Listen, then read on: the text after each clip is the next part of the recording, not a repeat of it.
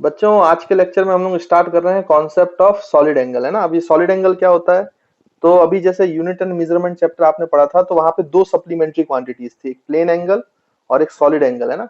तो वहां पे हमने इसकी चर्चा नहीं की थी, लेकिन अब उसकी चर्चा हम इस वीडियो में करेंगे। तो देखो क्या होगा कि भाई आपका जैसे प्लेन एंगल से समझते हैं, उसके बाद हम सॉलिड एंगल पे आ जाएंगे। तो आपको पता है प्लेन एंगल क्या होता है बच्चों। प्लेन एंगल में आप क्या करते थे कि ऐसे आपके पास एक आर्क होता था, है ना, और ये रेडियस है और आर्क लेंथ मान लीजिए एल है। तो ये एंगल सबटेंड करता था, ये आपका प्लेन एंगल है। प्लेन एंगल इसलिए बोलते थे क्योंकि ये जो एंगल सबटेंड होता है, ये आपका कहाँ होता है बच्चों। एंगल सबटेंड सरफेस पर, एक प्लेन पे एंगल सबटेंड हो रहा है दो लाइंस के बीच में, इसलिए हम इसको प्लेन एंगल बोलते थे। और इसको हमने डिफाइन किया था, तो आपको बताया गया था कि ये थीटा जो है ये आर्क लेंथ अपॉन रेडियस ऐसे डिफाइन किया जाता है, और इसकी यूनिट आपको बताई गई थी कि रेडियंस होता है। अब बच्चों यहाँ पर एक चीज ध्यान से अगर आप देखें और समझें कि देखो ये आर्क लेंथ है, तो यहाँ पर एंगल थीटा बन रहा है। अब ये एंगल का क्या मतलब है कि अगर कोई व्यक्ति यहाँ पे खड़ा है और वो इस पॉइंट को और इस पॉइंट को देखना चाहता है, तो वो उसको अपनी मुंडी घुमानी पड़ेगी, है ना, अपना सिर घुमाना पड़ेगा। तो इस पॉइंट से इस पॉइंट को देखने के लिए जो जितना एंगल वो अपना सिर घुमाएगा, जितना वो घूमेगा, उसी को हम एंगल थीटा बोलेंगे, है ना। समझे बात को। ये फर्स्ट पॉइंट है, ये सेकंड पॉइंट है। तो वन पॉइंट से सेकंड पॉइंट में देखने के लिए, वन से सेकंड देखने के लिए उसको इतना घूमना पड़ेगा, उसको जो एंगल घूमना पड़ेगा उसको हम प्लेन एंगल बोल रहे हैं, थीटा। अब मान लीजिए कि एक व्यक्ति तो आपका इस एल आर्क लेंथ से गया, इस पास से गया, एक व्यक्ति दूसरा व्यक्ति मान लीजिए यहां से यहां गया, तब भी यहाँ पे जो आदमी खड़ा है उसको कितना एंगल घूमना पड़ेगा।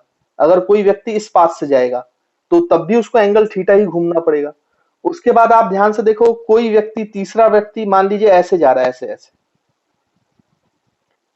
इस पास से जा रहा है, इस पास से जा रहा है, तब भी इस व्यक्ति को जो यहाँ पे खड़ा हुआ है, जहां पे एंगल सबटेंड हो रहा है, उसको अभी भी कितना घूमना पड़ेगा। ये तीसरे व्यक्ति के लिए ये यहां से यहां जाया गया, लेकिन अब ये कोई रेगुलर पाथ में नहीं जा रहा है, ये कोई आड़े तिरछे ऐसे पाथ में जा रहा है, लेकिन एंगल अभी भी इसने कितना घूमा बच्चों, थीटा। यानी आप देखो यहां से इस पॉइंट से ऐसे भी जाओ, कैसे भी पाथ से जाओ, ऐसे भाई कैसे भी इस टाइप के ही पाथ से जाओ, आड़े तिरछे किसी भी पाथ से जाओ, तो आपको एंगल कितना घूमना पड़ रहा है, थीटा। लेकिन अब आप एक बात बताओ, मान लीजिए इसकी लेंथ अलग है, ये जो लेंथ है जो, और ये जो जिगजैग वाली लेंथ है ये मान लीजिए L2 है, तो क्या आप थीटा का फॉर्मूला ऐसे लिखेंगे, L1 अपॉन आर, या फिर ये वाली आर्क लेंथ लेंगे आप जो जिगजैग वाला पाथ है, theta is equal to L2 upon r. क्या इन सब की वैल्यू सेम आएगी, जबकि प्रैक्टिकली तो ये सेम एंगल है, तो मतलब ऐसा लिखना गलत है।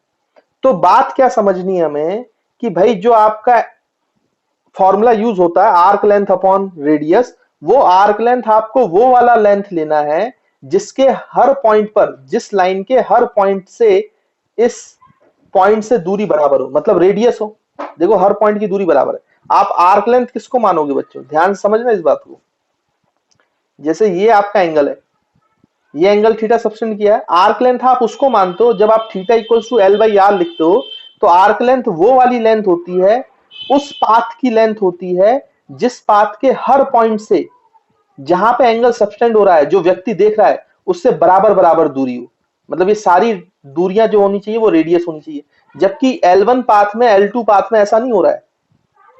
तो L1 और L2 पाथ भले ही आपका सेम एंगल सबटेंड करवा रहा है, यहां पर O पर मान लीजिए O पर, लेकिन इनका जो पाथ लेंथ अपॉन रेडियस है, तो ये फॉर्मूले में L1 और L2 नहीं रखा जा सकता, ये गलत हो जाएगा, ये आंसर गलत दे देगा, क्योंकि ये तो चेंज कर देगा ना आंसर, जबकि ऐसा प्रैक्टिकली नहीं है। आप खुद देख पा रहे हो कि उसको एंगल तो थीटा ही घूमना पड़ेगा। यानी कि आपको एक बात समझनी है कि जब हम एंगल का फॉर्मूला लिख रहे हैं आर्क लेंथ अपॉन रेडियस, तो उसमें आर्क लेंथ वो वाली लेंथ है जिसके हर पॉइंट से, जिस पॉइंट पर एंगल सबटेंड हो रहा है वो पॉइंट से बराबर बराबर दूरी होनी चाहिए, तब हम आर्क लेंथ अपॉन रेडियस वाला फॉर्मूला लगाएंगे और वो हमें एंगल थीटा देगा। लेकिन अगर कोई भी दूसरा पाथ है जिसकी, जिस पॉइंट पे एंगल सबटेंड हो रहा है वहां से बराबर दूरी नहीं है, तो वो फॉर्मूले में आर्क लेंथ यूज नहीं करेंगे हम, तो फिर ये आपका गलत हो जाएगा ना। तो दिस इज रॉन्ग, ऐसा नहीं कर सकते।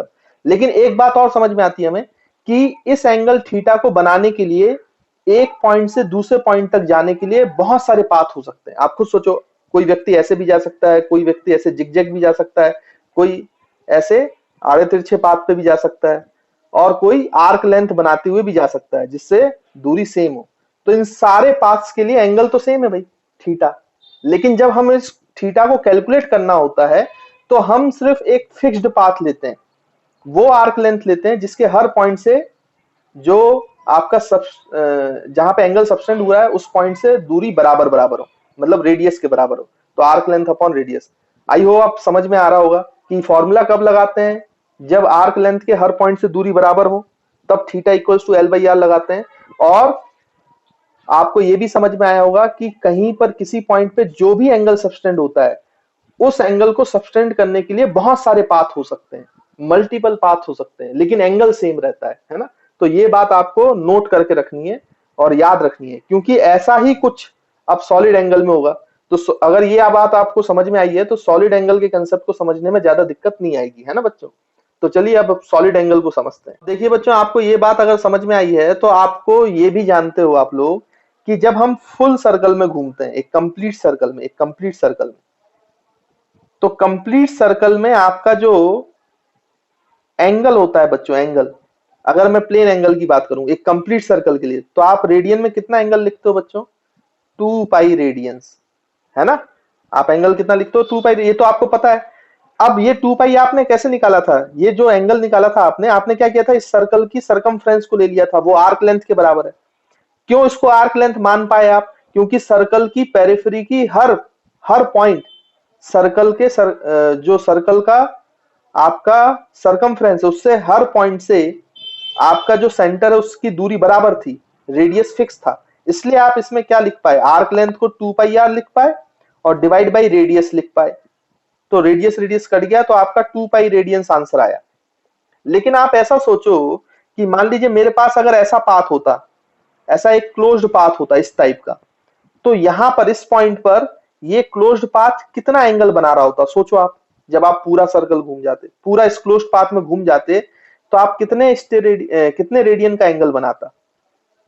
अभी भी बच्चों ये 2 पाई रेडियन का एंगल है। देखो आप, अभी भी तो जो सेंटर है उसने जब ये लाइन कवर की क्लोज्ड लूप में, तो ये तो पूरा घूमा है सर्कल में, तो 2 पाई रेडियन ही है। लेकिन अब ऐसा नहीं है कि इसका सरकमफ्रेंस आप लिखकर डिवाइड बाई रेडियस करोगे तो आंसर आएगा, फिर गलत हो जाएगा।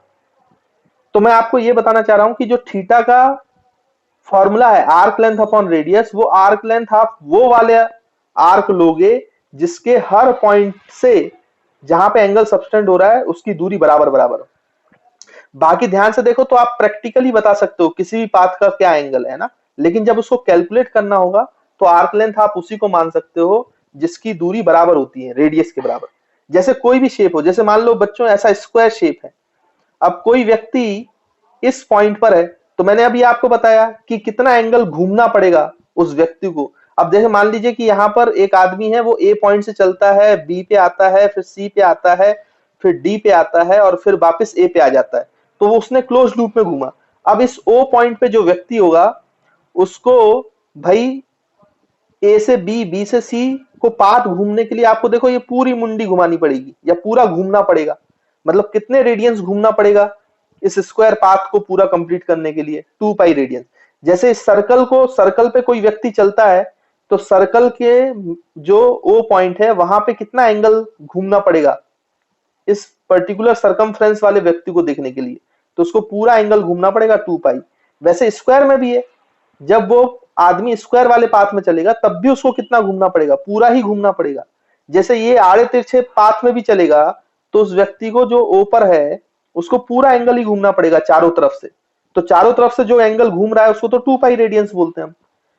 तो आप ध्यान से देखो, किसी भी क्लोज लूप के लिए, किसी भी क्लोज लूप, कोई पर्टिकुलर शेप नहीं है, चाहे वो सर्कुलर हो, चाहे वो आर्बिट्ररी शेप हो, चाहे वो स्क्वायर हो, चाहे वो रेक्टेंगल हो, किसी भी शेप के लिए जब वो लूप में घूमता है, कंप्लीट लूप ट्रेवल करता है, तो बीच में एंगल 2 पाई रेडियन ही बनता है बच्चों। लेकिन ये 2 पाई रेडियन निकाला किससे जाता है? ये हर सरकमफ्रेंस या पेरीमीटर से नहीं निकाला जा सकता है, ये सिर्फ सर्कल के लिए, सर्कल के फॉर्मूले से निकाला जा सकता है। क्योंकि आर्क लेंथ हमने डिफाइन ही उसको की है जिसके हर पॉइंट से जो सबटेंड कर रहा है एंगल उस पॉइंट की दूरी बराबर हो, तभी ये निकालेंगे।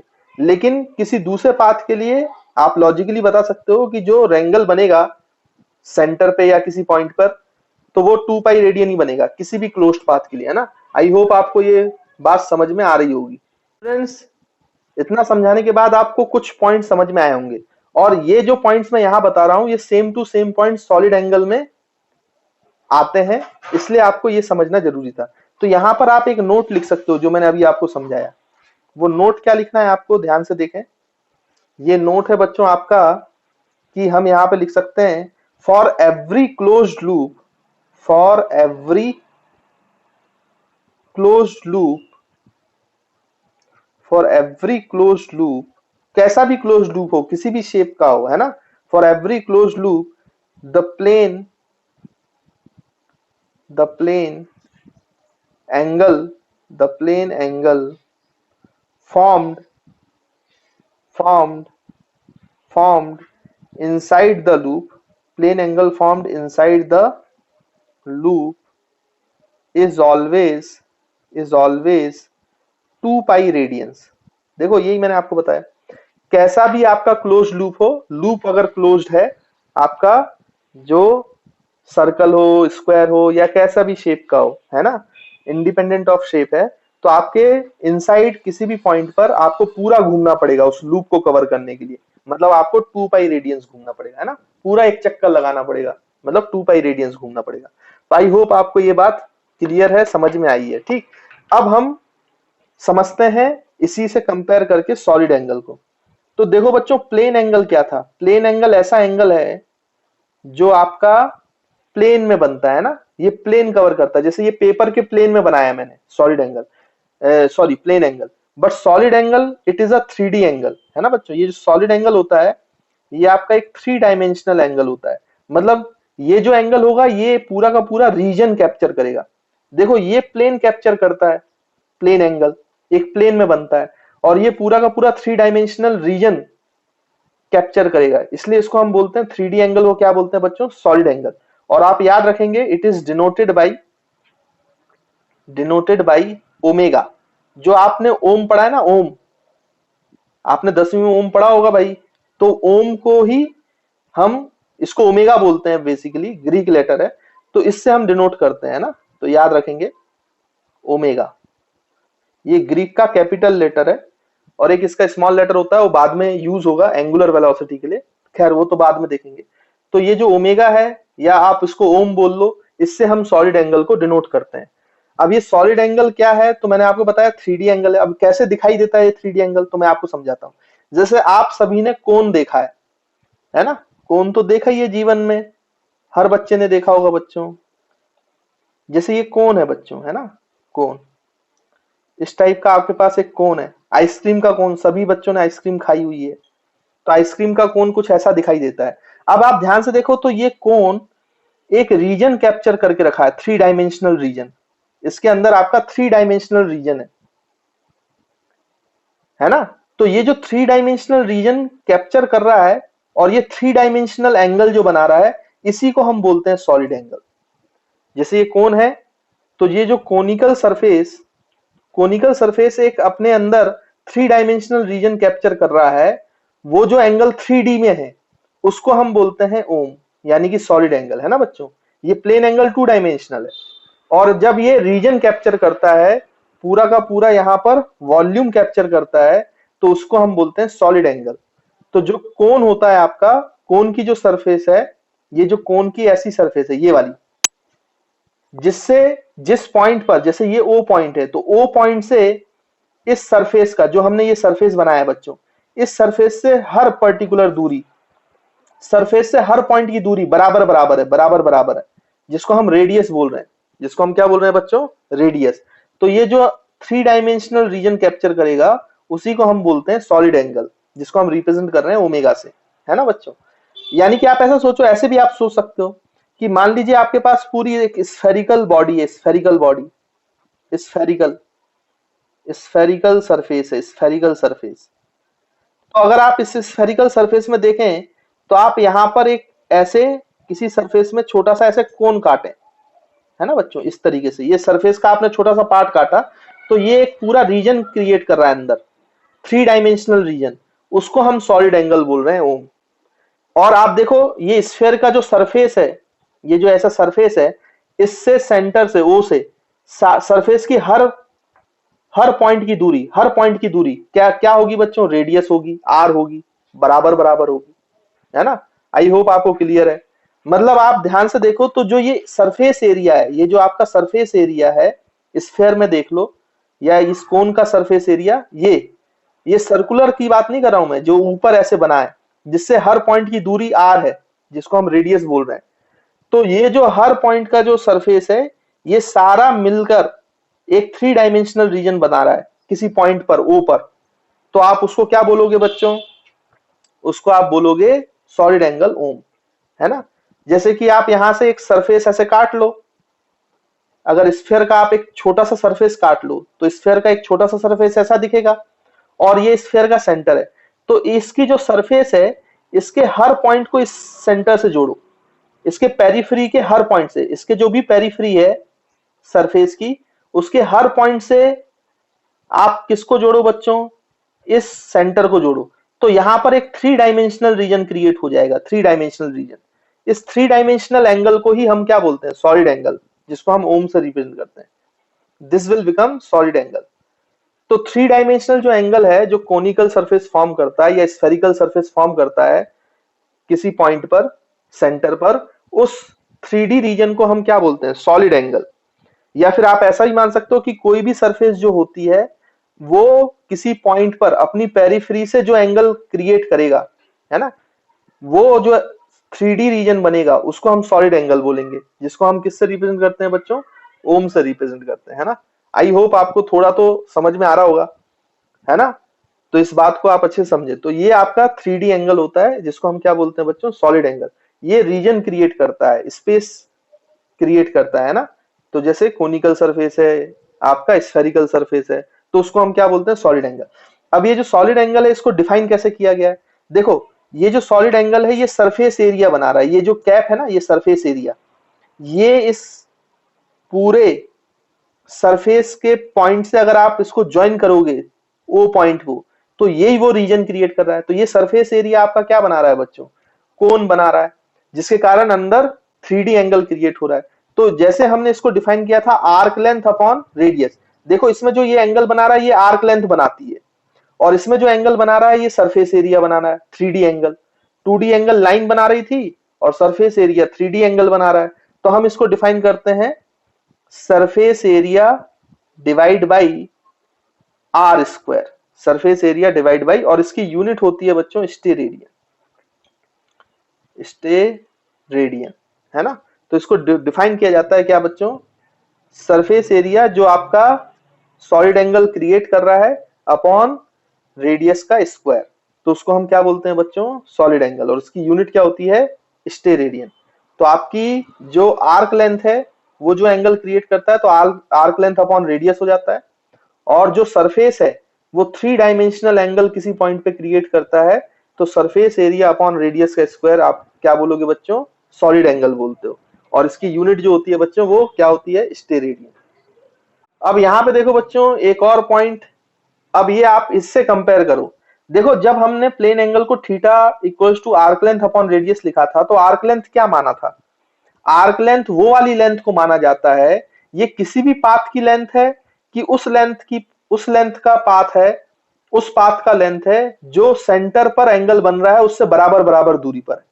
मतलब उस पाथ का हर पॉइंट जहां पे एंगल सबटेंड हो रहा है, उससे कैसे दूरी पे है बच्चों, बराबर दूरी पे है। तब ये फॉर्मूला आप अप्लाई करते हो, उसको आर्क लेंथ मानते हो। वैसे यहां पर भी है, जब आपने लिखा सरफेस एरिया अपॉन रेडियस का स्क्वायर, सरफेस एरिया बच्चों अपॉन रेडियस का स्क्वायर, तो ये जो सरफेस एरिया है, इसके हर पॉइंट से जो ओ पर आप डिस्टेंस नापोगे, वो हर पॉइंट की दूरी ओ से बराबर होनी चाहिए आर, तभी ये फॉर्मूला लगा सकते हो आप, नहीं तो नहीं लगा सकते। देखे जैसे कि मैं आपको बताऊं, तो ऐसा कोई भी एक ऐसे आर्बिट्रेरी एरिया ले लें अगर हम, ये कोई एरिया है, सरफेस एरिया है, और इस पॉइंट पर ये एंगल सबटेंड कर रहा होगा, ऑब्वियस सी बात है, इसके पेरिफेरी के हर पॉइंट से आप जोड़ दो लाइन, जोड़ दो जोड़ दो जोड़ दो, इस तरीके से पीछे से भी ऐसी लाइंस आएंगी।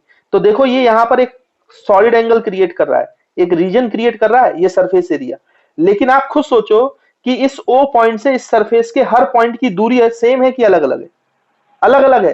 तो आप इसमें अगर मान लीजिए मैं इसका एरिया ए डैश ले लूं और ये जो दूरी है किसी पॉइंट की वो आर ले लूं, तो आप इसको ऐसे नहीं लिख सकते हो ए डैश अपॉन आर स्क्वायर। अगर ऐसे लिखोगे तो ये तो फिर गलत हो जाएगा।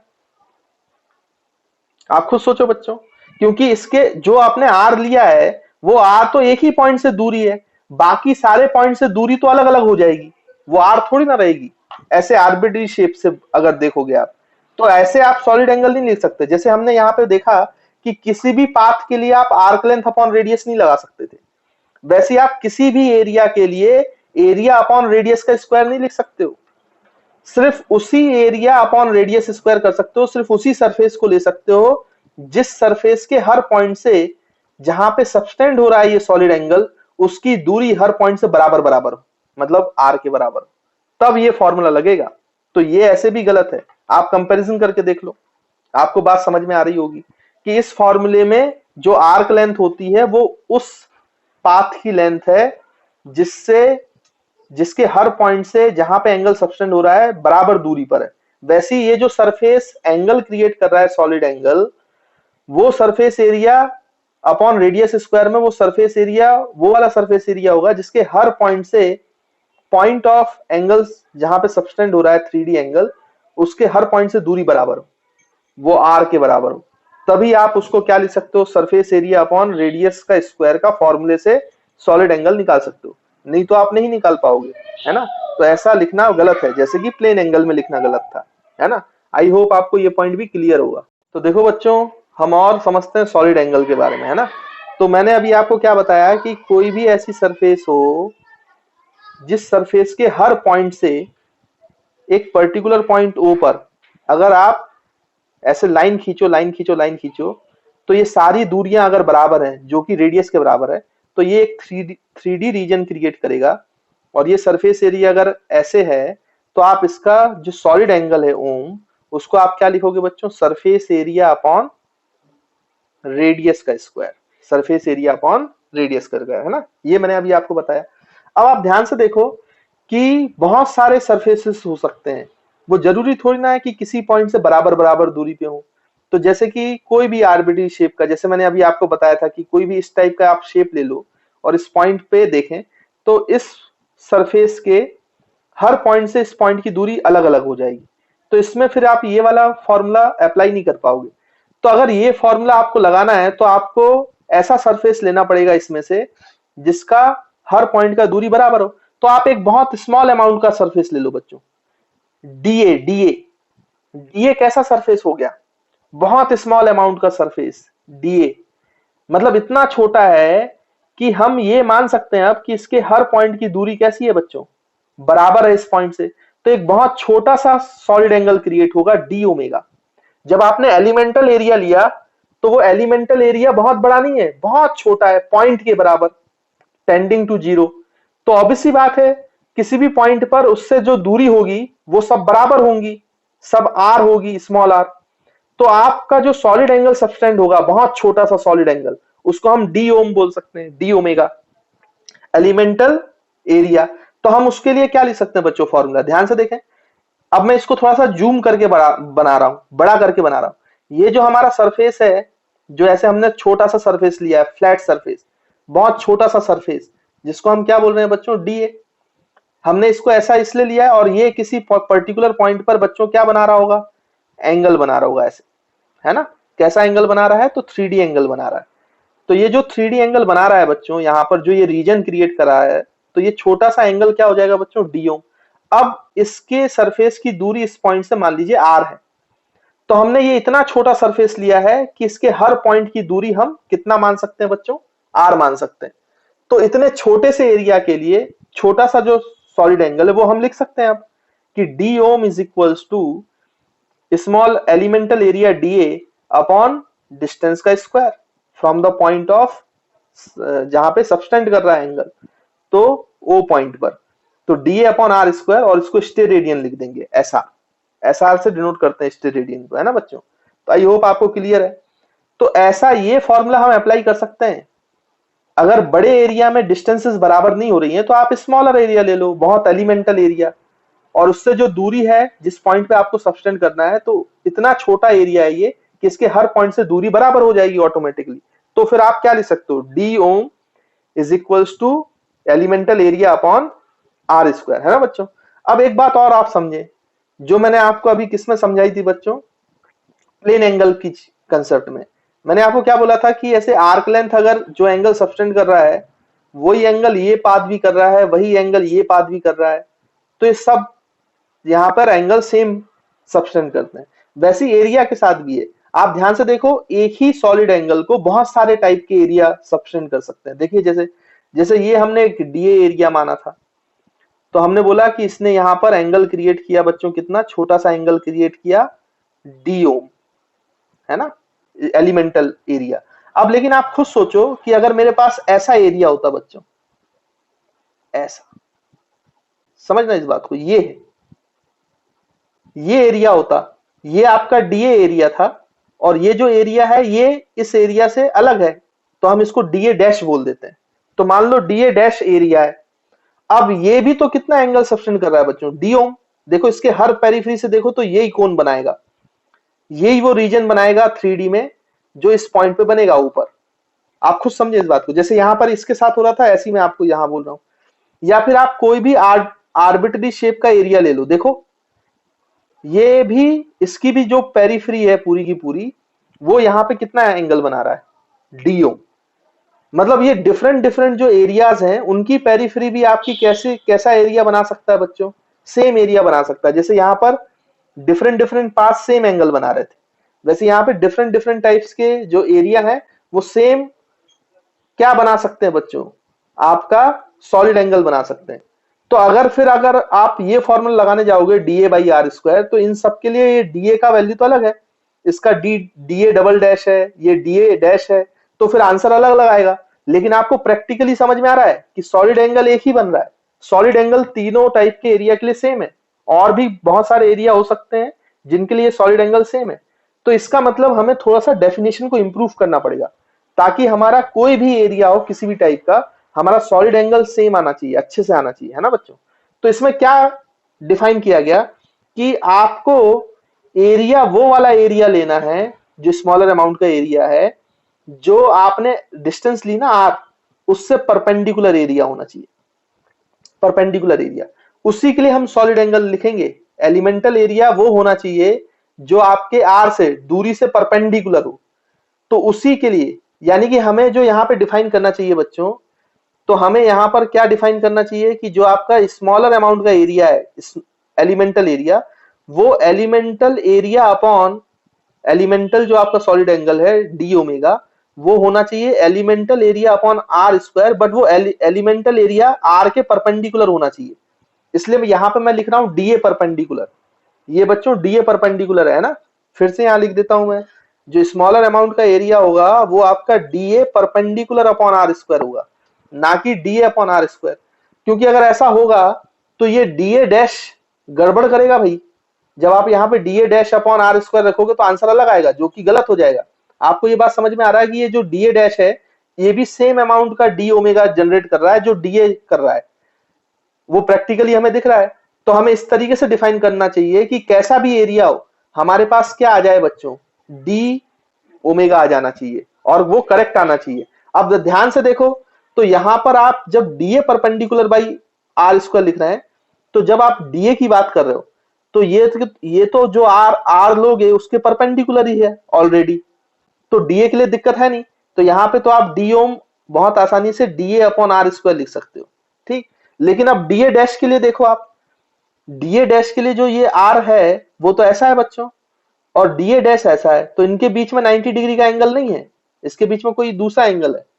तो हमें क्या करना पड़ेगा कि इस एरिया का वो कंपोनेंट लेना पड़ेगा जो इस आर के परपेंडिकुलर आ जाए, यानी कि इस एरिया का डीए डैश का वो वाला कंपोनेंट जो डीए की जगह ले, डीए डीए जैसा दिखे, ताकि वो आर से परपेंडिकुलर हो पाए। और मान लीजिए कि इस परपेंडिकुलर ये वाला जो डीए है और ये डीए डैश है, इनके बीच का एंगल मान लीजिए बच्चों थीटा है, तो अभी आप लोगों ने वेक्टर नहीं पढ़ा है, लेकिन अगर वेक्टर पढ़ेंगे तो आप समझ पाएंगे कि ये डीए डैश का वो कंपोनेंट जो डीए के अलोंग है थीटा एंगल पर, जिससे थीटा जुड़ा हुआ है वो डीए कॉस थीटा होता है। यानी ये डीए डैश का वो कंपोनेंट जो आर के परपेंडिकुलर है वो एक्चुअली में डीए डैश कॉस थीटा होगा। तो ये आपका डीए परपेंडिकुलर होगा, डीए डैश कॉस थीटा। तो जब आप डीए डैश है, डी ए डैश है, तो उसके लिए आप डी ओम, डी ओम है ना बच्चों, जो स्मॉलर अमाउंट का सॉलिड एंगल है उसको आप लिखोगे d A dash cos theta upon are square, और फिर आप वैल्यू निकालोगे तो ये सेम वैल्यू आएगी जो d A by are square से आएगी। मतलब अब एंगल चेंज नहीं हो रहा है, ये मैथमेटिकली भी सही है। तो एक्चुअली में आपको जो डी ओम का फॉर्मूला रखना चाहिए वो डीए अपॉन आर स्क्वायर रखना चाहिए कि DA perpendicular upon are square. तो आपको DA perpendicular upon are square रखना चाहिए बच्चे, है ना। It is very very important, क्योंकि आपके डिफरेंट डिफरेंट एरियाज के लिए ये सॉलिड एंगल सेम हो सकते हैं। तो वो सेम कैसे आएंगे मैथमेटिकली, तो आप किसी भी एंगल पे कोई भी एरिया इंक्लाइंड होगा तो उसका वो वाला कंपोनेंट लेना है जो आर के परपेंडिकुलर हो, रेडियस के परपेंडिकुलर हो, है ना बच्चों। और आप इसके लिए कंफ्यूज मत हो कि डीए का ये परपेंडिकुलर कंपोनेंट जो है आर के, वो डीए डैश कॉस थीटा कैसे आ गया है वो आपको बाद में समझ में आ जाएगा जब आप कंपोनेंट करना सीख लेंगे, है ना। वेक्टर सीख लेंगे तो आपको वैसे ही बन जाएगा। अभी तो ये बात मान लो कि डीए डैश का जो कंपोनेंट डीए के अलोंग या फिर परपेंडिकुलर टू आर वेक्टर होगा वो कंपोनेंट है डीए डैश कॉस थीटा। और आप तो ये याद रखना हमेशा कि जब आप डी ओम निकाल रहे हो तो आप हमेशा डीए का परपेंडिकुलर कंपोनेंट लेंगे, जो भी स्मॉलर अमाउंट का एरिया ले रहे हो उसका परपेंडिकुलर वाला जो आर के परपेंडिकुलर हो और अपॉन आर स्क्वायर हो। तो ये फॉर्मूला आपका ज्यादा बेनिफिशियल है, क्योंकि ये बहुत सारे अलग अलग एरियाज के लिए आपको सही आंसर देगा। और अगर आप डीए बाई आर स्क्वायर से करोगे तो अलग अलग आंसर मिलेंगे, जो कि प्रैक्टिकली गलत है, क्योंकि आंसर तो सेम था बच्चों, है ना। आई होप आपको ये वाला पॉइंट भी क्लियर होगा। तो बच्चों इसकी यूनिट लिख लीजिएगा, स्टेरेडियन होती है ना, ये तो आपको पता ही है। अब आप ध्यान से देखो तो यहां पर जैसे मान लीजिए कि ये आपका एक सर्कुलर सरफेस है और ये इस पॉइंट पर आपका कोन बना रहा है। तो आपको पता है बच्चों एक 3D रीजन यहाँ पे कैप्चर हो चुका है, तो मतलब ये सॉलिड एंगल बना चुका है जिसको हम क्या बोल रहे हैं, ओम या फिर ओमेगा। अब आप ध्यान से देखो तो यहाँ पर जब इसका सॉलिड एंगल निकालेंगे तो ये हम सर्कुलर सरफेस नहीं लिख सकते, क्योंकि ये अभी स्मॉलर अमाउंट का एरिया नहीं है। ये तो हम तब लिख रहे थे ना जब डीए को बहुत छोटा माना था सरफेस एरिया। अगर ये बहुत छोटा नहीं है, ये अच्छा खासा बड़ा है, तो फिर आप इसको एरिया अपॉन ये रेडियस का स्क्वायर नहीं कर सकते। आपके लिए फिर यहाँ पर कैप बनानी पड़ेगी, ऐसा सरफेस जनरेट करना पड़ेगा जिसके हर पॉइंट से ओ की दूरी क्या हो जाए बच्चों, बराबर हो जाए रेडियस के बराबर। तब आप इस कैप का सरफेस एरिया अपॉन रेडियस का स्क्वायर लिखोगे तो ये आपको सॉलिड एंगल क्या बन जाएगा बच्चों, ओम, है ना। तो ये जो सर्कुलर सरफेस है ये जितना सॉलिड एंगल कैप्चर कर रहा है, तो ये कैप वाला सरफेस जो ये कर्व्ड सरफेस है वो भी आपका कितना एंगल जनरेट कर रहा है, ओम। तो इस कर्व्ड सरफेस से आप ये फॉर्मूला लगा के उसको निकाल सकते हो। अब आप ध्यान से देखो तो ये जो कोन बना है, अगर मैं इस कोन के दो एक्सट्रीम्स को जोड़ूं तो देखो एक प्लेन एंगल बन रहा है ना बच्चों। मैं अब सॉलिड एंगल की बात नहीं कर रहा हूं, आप जो कोन है उसके दो एक्सट्रीम्स को अगर ऐसे एक आर्क से जोड़ोगे तो एक प्लेन एंगल बनता हुआ नजर आएगा। और अगर इसकी एक्सिस बनाओगे तो ये एक्सिस है बच्चों, है ना, इसकी एक्सिस, कोन की एक्सिस। तो आप ध्यान से देखो ये कोन की एक्सिस से किसी भी पेरिफेरी पे चले जाओ कोन के, तो आपको एक एंगल मिलेगा, इसको बोलते हैं थीटा या फिर अल्फा, जो भी आपको बोलना।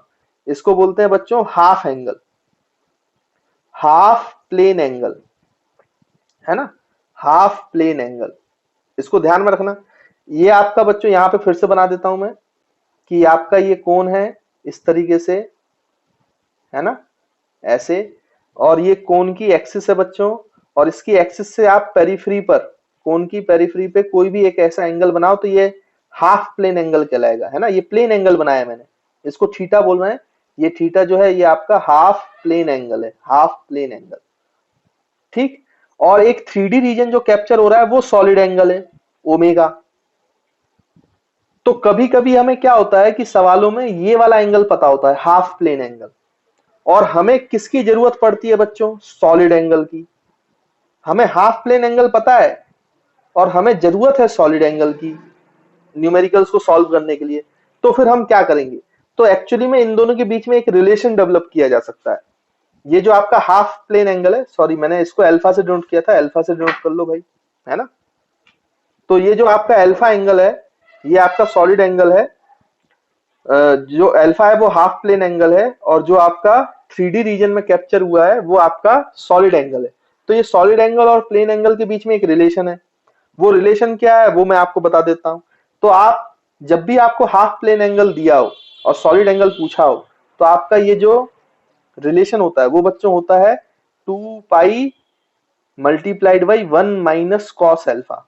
याद रखेंगे, ये हाफ अल्फा जो है वो हाफ प्लेन एंगल है और ओमेगा जो है वो सॉलिड एंगल है। तो अगर आपको हाफ एंगल अल्फा पता है तो आप बहुत आसानी से क्या कर सकते हो बच्चों, सॉलिड एंगल निकाल सकते हो, 2 pi multiplied by 1 minus cos alpha, और इसका आंसर क्या है बच्चों, स्टेरेडियन, है ना। अब देखो ये फॉर्मूला सही है कि नहीं, ये हम चेक करते हैं। तो इसको जल्दी से हम चेक कर लेते हैं। तो देखो बच्चों, मैंने अभी आपको रिलेशन बताया सॉलिड एंगल में और हाफ प्लेन एंगल में कि 1 माइनस कॉस अल्फा, है ना। ये अल्फा आपका क्या हो गया बच्चों, हाफ प्लेन एंगल जो कोण में बन रहा है, और ये आपका उस हाफ प्लेन एंगल की वजह से जो कोण बना है उसमें कितना सॉलिड एंगल कैप्चर हुआ है, तो वो सॉलिड एंगल। ठीक, इनके बीच में ये आपके पास रिलेशन है। अब देखो ये रिलेशन सही है कि नहीं है, इसको हम चेक भी कर सकते हैं। देखें कैसे। अच्छा, आपसे अगर मैं पूछूं कि जो आपका कंप्लीट स्फीयर है बच्चों, कंप्लीट स्फीयर, ये ऐसा कंप्लीट स्फीयर जो पूरा क्लोज्ड सरफेस है, क्लोज्ड सरफेस है ना, कंप्लीट स्फीयर, या हम बोल सकते हैं कि ये पूरा चारों तरफ से क्लोज्ड है ना। तो ये आपका क्लोज्ड सरफेस हो गया, क्लोज्ड सरफेस। तो ये जो क्लोज्ड सरफेस है, इसके सेंटर पे सरफेस से जो दूरी है बच्चों, वो सब बराबर बराबर है, आपको पता है रेडियस के बराबर। ये जो क्लोज्ड स्फीयर है, क्लोज्ड सरफेस है, कंप्लीट स्फीयर है, इसके सरफेस से सेंटर पर ऊपर सभी पॉइंट से दूरी, सरफेस के हर पॉइंट से दूरी ओ तक बराबर बराबर है, जिसको हम क्या बोलते हैं बच्चों, रेडियस।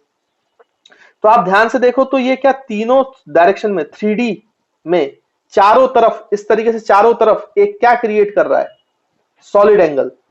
तो मैं आपसे पूछूं कि कंप्लीट स्फीयर में कितना सॉलिड एंगल है, ये जो चारों तरफ से जो रीजन क्रिएट कर रहा है, जो वॉल्यूम कैप्चर करके रखा है, ये सॉलिड एंगल कितना है। तो इसको निकालने का क्या तरीका है बच्चों, सॉलिड एंगल का भी हमने फॉर्मूला देखा कि सरफेस एरिया अपॉन रेडियस का स्क्वायर। लेकिन ये फॉर्मूला तब लगता है जब सरफेस एरिया के हर पॉइंट से जहां पे एंगल सबटेंड हुआ है वहां की दूरी बराबर हो। तो स्फीयर में तो ऐसा है भाई, स्फीयर के हर पॉइंट से दूरी बराबर है, तो हम यहाँ पे surface area of the sphere लिखें, कंप्लीट स्फीयर। तो surface area of the sphere क्या होता है बच्चों, complete surface area of the sphere 4 pi are square, और डिवाइड बाई आर स्क्वायर, तो आर स्क्वायर कैंसिल, तो ये कितना आ गया बच्चों, 4 पाई स्टेरेडियन। तो अगर आपका कंप्लीट स्फीयर है तो उसमें कितना है बच्चों, 4 पाई स्टेरेडियन। तो अगर आप सोचो इसी के हिसाब से अगर आप सोचे हैं, तो अगर आपके पास हेमिस्फीयर होता बच्चों, क्या होता, हेमिस्फीयर, तो हेमिस्फीयर में कितना सॉलिड एंगल होता सोचो। जब पूरे स्फीयर में 4 पाई स्टेरेडियन का एंगल है, तो आपके जो हेमिस्फीयर में सॉलिड एंगल है वो कितना होता, हेमिस्फीयर का जो सॉलिड एंगल होता वो आपका हो जाता 2 पाई रेडियन, 2 पाई स्टेरेडियन, है ना। और अगर मैं आपसे बोलता कि भाई क्वार्टर सर्कल में कितना है, बताओ, क्वार्टर स्फीयर में, इस तरीके से देखो, आप इसको यहां से 20 से कट कर दो, तो जब आप इसको 20 से ऐसे कट करोगे तो मेरे ख्याल से आपको इस टाइप का स्ट्रक्चर मिलेगा, है ना। ये आपने यहां से ये आपका क्वार्टर स्फीयर हो गया। तो इसके लिए जो सॉलिड एंगल बनेगा यहां पर, है ना, डायग्राम समझ लेना आप लोग। तो इसके लिए जो आपके लिए सॉलिड एंगल बनेगा वो कितना बनेगा बच्चों, ये रीजन कितना क्रिएट होगा, क्या पाई स्टेरेडियन, है ना। इसमें तो कोई दिक्कत है ही नहीं, ये तो हम बहुत आसानी से समझ सकते हैं। तो आई होप आपको ये बात क्लियर हो रही होगी। अब देखो ये जितने भी हमने निकाले हैं सॉलिड एंगल के फॉर्मूले से, अब हम देखते हैं कि अगर मुझे इसके हाफ एंगल पता होते, प्लेन एंगल, तो क्या मैं ओमेगा से इस फॉर्मूले से सही आता कि नहीं? अगर आंसर सही आ रहा है इसका मतलब जो हमने पढ़ा है वो बिल्कुल करेक्ट है, ये फॉर्मूला बिल्कुल करेक्ट है। तो चेक कर लेते हैं। देखो आप ध्यान से देखो तो कंप्लीट स्फीयर में जब आप बना रहे हो तो कंप्लीट स्फीयर का प्लेन एंगल कितना बनेगा बच्चों? पूरा सर्कल यानी कि 2 पाई। तो हाफ एंगल कितना हो जाएगा इसका? हाफ हाफ तो पाई, यानी कि जो अल्फा है कंप्लीट स्फीयर के लिए वो आपका पाई है ना बच्चों? हाफ एंगल 2 पाई पूरा एंगल था, हाफ प्लेन एंगल कितना हो जाएगा स्फीयर के लिए? हाफ प्लेन एंगल की बात कर रहा हूं, पाई। तो यहां पर आप लिखो तो कंप्लीट स्फीयर के लिए अगर ये फॉर्मूला लगाओगे आपको तो देखो क्या आंसर आता है आपका कंप्लीट स्फीयर। ध्यान से देखो तो आपका आंसर आ जाएगा बच्चों यहां पर ohm is equal to 2 pi 1 - cos alpha, और अल्फा की वैल्यू तो पाई है बच्चों। कंप्लीट स्फीयर के लिए हाफ प्लेन एंगल जो है वो तो पाई है। तो कॉस पाई की वैल्यू कितनी होती है भाई? सबको पता है?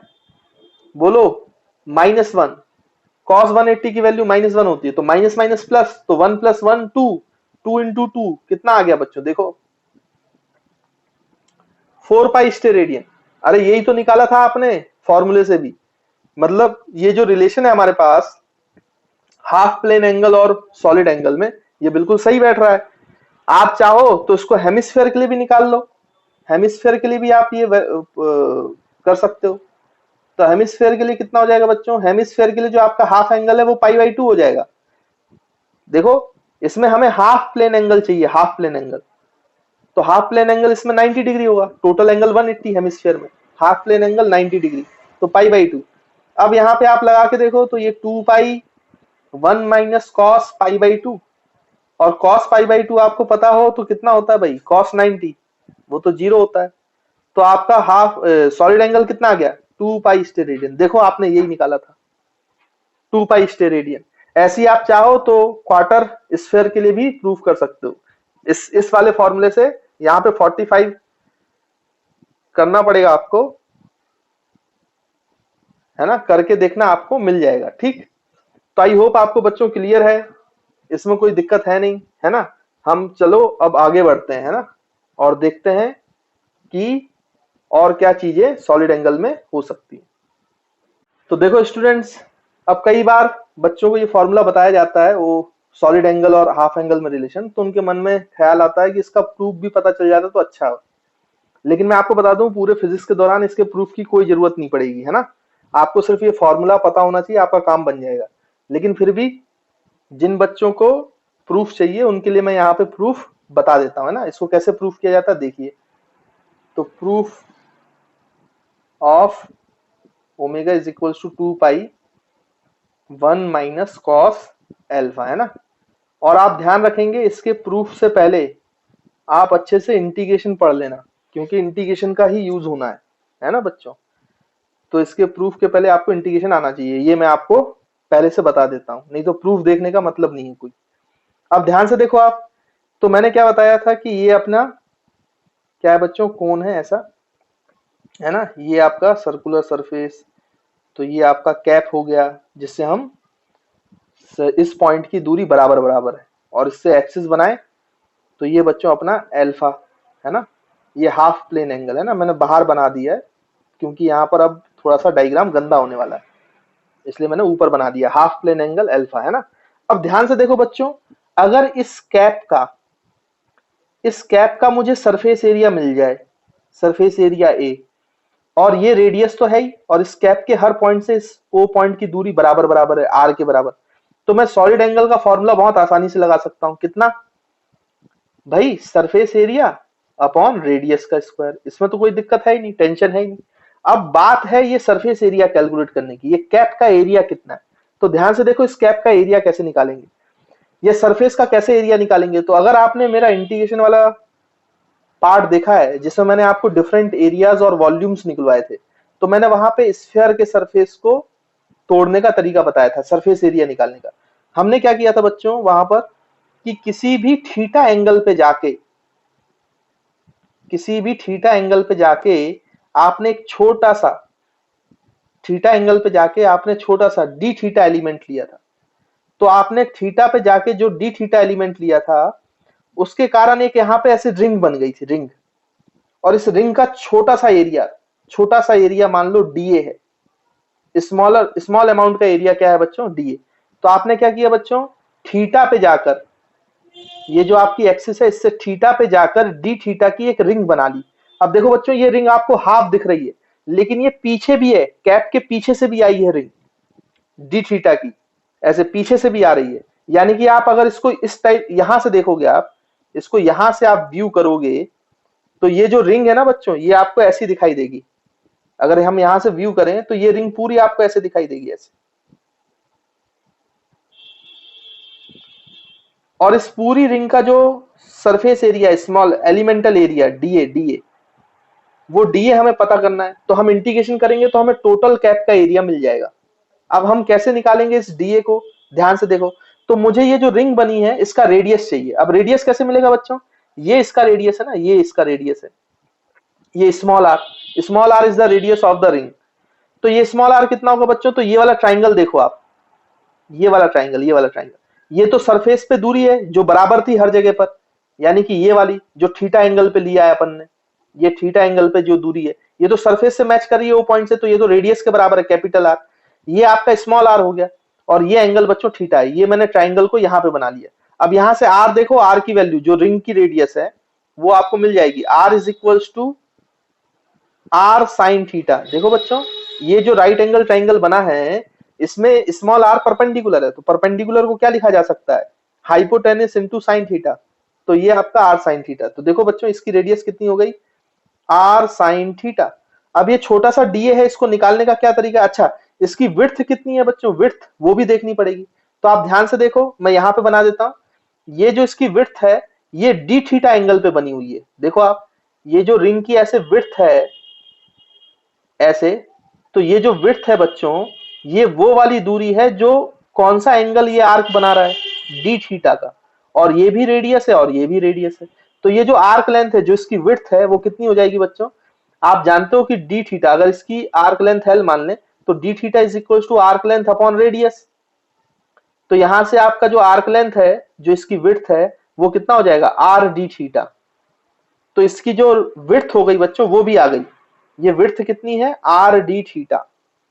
अब हमें डीए निकालना है, स्मॉलर अमाउंट का एरिया। तो कैसे निकालेंगे, आप इसको यहां से कट करो और इसको पूरे को फैला दो। मैंने इंटीग्रेशन वाले में बताया है इसका एरिया निकालना। इसको कट करो रिंग को और ऐसे फैला दो। जब आप इसको कट करके ऐसे फैला दोगे बच्चों तो ये शेडेड रीजन आपका एरिया है। इसकी विड्थ कितनी है बच्चों, वो आपको दिखाई दे रही है, आर डी थीटा। और आपका इसका लेंथ कितना है, सरकमफ्रेंस के बराबर, तो वो कितना होगा 2 पाई आर, लेकिन इसकी रेडियस आर साइन थीटा है, तो 2 पाई आर साइन थीटा। तो इसका जो एलिमेंटल एरिया है बच्चों, एलिमेंटल एरिया डीए, तो एलिमेंटल एरिया क्या लिखेंगे, लेंथ इनटू ब्रेथ। भाई ये तो रेक्टेंगल का शेप आ गया ना, तो लेंथ कितना आ गया 2 pi r sine theta into width. Width जो है वो आपकी आर डी थीटा है। तो ये एलिमेंटल एरिया आपका क्या आ गया बच्चों, डीए। अब ध्यान से देखो, तो यहां से ये जो डीए है ये r into r, r square हो जाएगा, तो 2 pi are square sine theta d theta. I hope आपको क्लियर है, 2 pi are square sine theta d theta. अब हमें तो total area of the cap चाहिए था, total area of the cap. तो वो कितना हो जाएगा बच्चों, दोनों साइड आपको क्या करना पड़ेगा, इंटीग्रेशन। तो 2 पाई आर स्क्वायर कांस्टेंट है तो मैंने बाहर ले लिया है, तो integration sign theta d theta. अब देखो ये टोटल एरिया ए आ जाएगा, तो ये 2 pi r integration of 2 pi are square integration of sine theta d theta. अब लिमिट भी तो लगानी पड़ेगी बच्चों, बिना लिमिट के कुछ होगा नहीं। तो ये आपका 2 pi are square sine theta d theta, limit theta वाली लगेगी एंगल की। अब देखो ये लिमिट कहां से कहां लगेगी, इस पूरे एरिया को बनाने के लिए जो इस कैप में है। तो आप देखो बच्चों, यहां से हम ये जो एंगल है ये आप यहां से लो, तो यहां पे एक छोटी सी रिंग बनी होगी सेंटर पे, है ना बच्चों। फिर उसके बाद आपने थीटा बढ़ाते गए तो ये रिंग पूरी कंप्लीट होती जा रही है, नीचे से भी कंप्लीट हो रही है। फिर और ऊपर गए तो और रिंग नीचे से कंप्लीट हुई, और ऊपर गए, ऐसा करते करते आपको कहां तक जाना है, अल्फा। तो जो अल्फा पे जाओगे तो ये पूरी रिंग कंप्लीट कर लेगा ये वाली। तो ये सारे एरिया जुड़ेंगे जुड़ेंगे जुड़ेंगे जुड़ेंगे तो टोटल एरिया ये मिल जाएगा। यानी आपका जो लिमिट है थीटा की वो 0 से लेकर अल्फा तक होनी चाहिए, 0 से लेकर अल्फा तक। तो ये पूरा एरिया कवर हो जाएगा। देखो आप जब थीटा गए थे तो ऊपर का भी एरिया कवर हो रहा है और नीचे वाली रिंग से नीचे का एरिया भी कवर हो रहा है। तो आप 0 से अल्फा जाओगे तो पूरा कैप कवर हो जाएगा, तो पूरे कैप का एरिया आ जाएगा। यानी कि हमें यहाँ पे जो लिमिट लगानी चाहिए वो 0 से अल्फा लगानी चाहिए। तो जब आपने 0 से अल्फा लिमिट लगा दी तो अब आपका एरिया कितना आ जाएगा बच्चों, एरिया ऑफ द कैप। ध्यान से देखें, 2 pi are square sine theta d theta, तो साइन थीटा का इंटीग्रेशन होता है माइनस कॉस थीटा, है ना, ये तो आपको पता ही है इंटीग्रेशन का फॉर्मूला। और 0 टू अल्फा, तो यहां से एरिया की वैल्यू आ गई आपकी 2 pi are square, cos alpha रखो तो माइनस कॉस अल्फा और माइनस माइनस प्लस कॉस 0। तो कॉस 0 की वैल्यू बच्चों कितनी होती है, कॉस 0 की वैल्यू 1 होती है ना, तो 1 प्लस वाला को पहले लिख लेता हूं और माइनस कॉस अल्फा बचा है उसको बाद में लिख लेते हैं। तो ये आपका एरिया आ गया। अब देखो यहां पर ये चीज आप इस फॉर्मूले में लगाओ, आपका जो यहाँ पे सॉलिड एंगल क्रिएट हो रहा है वो कितना क्रिएट हो रहा है, surface area of the cap upon are square. Surface area of the cap आ गया हमारे पास, तो यहां से आप ओमेगा लिख सकते हो कितना बच्चों, area upon are square which is equals to 2 pi are square 1 minus cos alpha, 1 minus cos alpha upon are square. तो आर स्क्वायर कैंसल, तो देखो बच्चों ओम क्या बचा अब यहाँ पर, मैं यहाँ लिख देता हूं 2 पाई 1 माइनस कॉस अल्फा। देखो ये इसका प्रूफ हो गया, यही तो मैंने आपको बताया था 2 पाई 1 माइनस कॉस अल्फा। आई होप आपको ये क्लियर होगा, समझ में आया होगा कि हमने कैसे प्रूफ किया है। और नहीं भी आया तो कोई टेंशन नहीं लेना, आपको फॉर्मूला याद होना चाहिए, प्रूफ आपसे कहीं भी कोई भी पूछने वाला है नहीं, है ना बच्चों। तो बच्चों हमने सॉलिड एंगल पढ़ लिया, relation between half angle and half plane angle and solid angle भी निकाल लिया, उसका प्रूफ भी कर लिया। ठीक, अब इसका ज्यादातर यूज आपको 12th क्लास में होता है, इलेक्ट्रिक फ्लक्स वगैरह जब आप पढ़ोगे, रे ऑप्टिक्स पढ़ोगे तब, है ना। अभी मैं आपको बस एक क्वेश्चन बता देता हूं कि सॉलिड एंगल से कैसे क्वेश्चंस आते हैं, और आपको बाद में पता चलेगा कि ये सॉलिड एंगल का कॉन्सेप्ट बहुत बड़े बड़े सवालों को बहुत छोटा कर देता है, मतलब बहुत आसानी से आपके आंसर आएंगे, है ना, अगर आपको सॉलिड एंगल पता है। खैर वो तो हम 12th में देखेंगे। अभी हम देखते हैं कि ये जो सॉलिड एंगल से एक मैं आपको ऐसी क्वेश्चन, जनरल क्वेश्चन बता देता हूं जो कभी कभी पूछा जाता है। एक बार एक क्वेश्चन में ये कहा गया है कि यहाँ पर बच्चों एक बल्ब है, बल्ब है ना, बल्ब सभी जानते हो। अब बल्ब को ऑन कर दोगे तो इसकी रोशनी तो बच्चों चारों तरफ होगी, और इस बल्ब की पावर जो है वो पी वॉट है, पी वॉट है, ऐसा बोला गया है। ये बल्ब जो है इसकी पावर कितनी है बच्चों, पी वॉट है। अब इस बल्ब से ए दूरी पर, कितनी दूरी पे बच्चों, ए दूरी पर एक ऐसा सर्कुलर, एक इस टाइप का सर्कुलर कार्डबोर्ड रखा हुआ है, ठीक, और इस सर्कुलर कार्डबोर्ड की जो रेडियस है वो आर है। तो इस बल्ब की रोशनी इस कार्डबोर्ड पे गिर रही होगी, है ना बच्चों। ये सर्कुलर लिख देता हूं मैं, एक कार्डबोर्ड रखा हुआ है जिसकी रेडियस क्या है बच्चों, कार्डबोर्ड जिसकी रेडियस कितनी है बच्चों, आपका आर, कैपिटल आर, है ना। अब ये जो सर्कुलर कार्डबोर्ड है इसमें आपको बताना है कि अगर बल्ब की पावर पी है तो कितनी पावर इस सर्कुलर कार्डबोर्ड पे गिर रही है ना। तो हम यहाँ पे क्वेश्चन लिख देते हैं, how much power, how much power, how much power is falling on the cardboard. तो कितनी पावर है जो आपकी कार्डबोर्ड पर गिर रही है ना, इस टाइप का आपसे क्वेश्चन पूछा गया है। तो चलो निकालते हैं कितनी पावर हमारी कार्डबोर्ड पे गिर रही है। अब आप ध्यान से देखो तो ये जो आपका बल्ब है ये तो बच्चों अपनी चारों तरफ पावर निकाल रहा होगा ना, इससे तो रेस चारों तरफ जा रही होंगी, चारों तरफ ऐसे ऐसे ऐसे ऐसे, मतलब आप ध्यान से देखो तो इसकी जो पूरी पी पावर है वो चारों तरफ डिस्ट्रीब्यूट हो गई, हर डायरेक्शन में।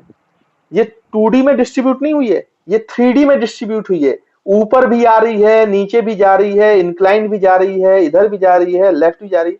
आप एक बल्ब जलाते हो तो आपको रोशनी 2D में मिलती है कि 3D में मिलती है, 3 डायमेंशनल। आपके कमरे में चारों तरफ रोशनी आती है ना बच्चों, तो ये जो बल्ब है जिसको जलाया गया है ये चारों तरफ रोशनी दे रहा है, मतलब ये जो क्लोज्ड सरफेस में पावर दे रहा है वो पूरा कंप्लीट क्लोज्ड सरफेस है, स्फेरिकल सरफेस। यानी कि 4 पाई रेडियन में पावर पी है। पी जो डिस्ट्रीब्यूट हुआ है वो कितने सॉलिड एंगल में डिस्ट्रीब्यूट हुआ है बच्चों? 4 पाई स्टेरेडियन। तो हर पर यूनिट सॉलिड एंगल ये बराबर बराबर पावर दे रहा होगा, क्योंकि सिमेट्री है ना भाई, सिमेट्री है, चारों तरफ बराबर बराबर पावर दे रहा है। तो हम बोल सकते हैं कि हर एक सॉलिड एंगल में, यूनिट सॉलिड एंगल में बराबर बराबर पावर डिस्ट्रीब्यूट कर रहा है। तो हम यहां पे लिख सकते हैं बच्चों, देखो इसका सॉल्यूशन। तो हम सॉल्यूशन में क्या बोल रहे हैं कि the power P watt of valve is distributed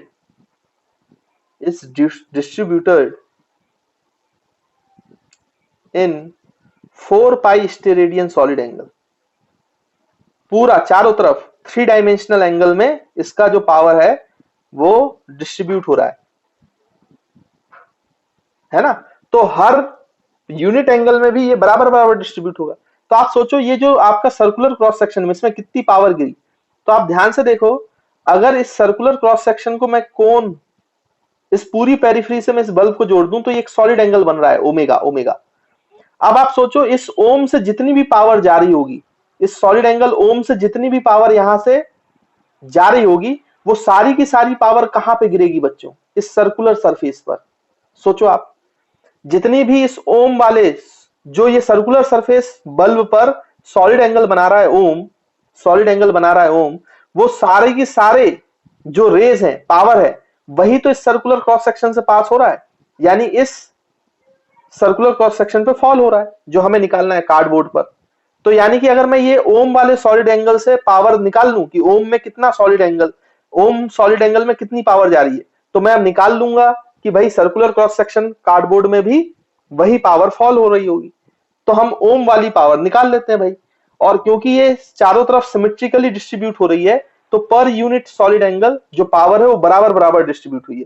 तो आप ध्यान से देखो, मैंने अभी आपको बताया कि 4 पाई स्टेरेडियन में कितनी पावर निकल रही है?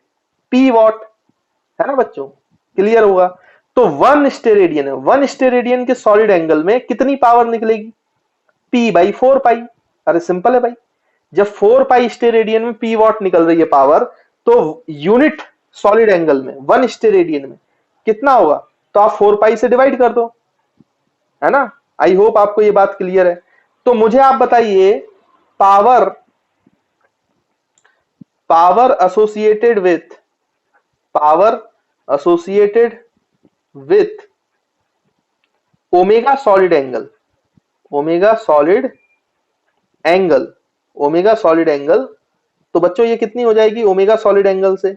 बताओ आप लोग भाई। यूनिट स्टेरेडियन से, यूनिट सॉलिड एंगल से इतनी पावर है, तो ओमेगा सॉलिड एंगल से कितनी पावर होगी?